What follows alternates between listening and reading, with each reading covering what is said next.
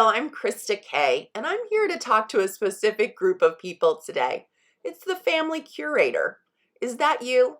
The one responsible for all of your family's memories, even heritage? I just wanted to say I'm proud of you. So I know there wasn't an official vote, but somehow you got the job. Might have been self-assigned, or just that nobody else wanted to do it. However, you found yourself in the role as family organizer. I'm here with you. That's me too. It might be the single most important role in preserving your family heritage, but also likely the least acknowledged.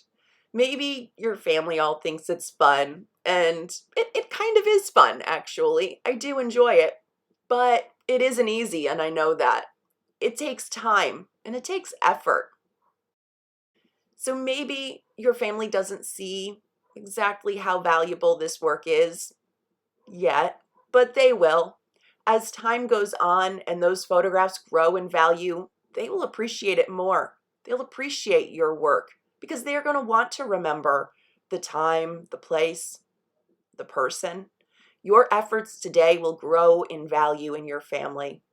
But today, if you are feeling frustrated with being the family curator, I want you to know I am proud of you.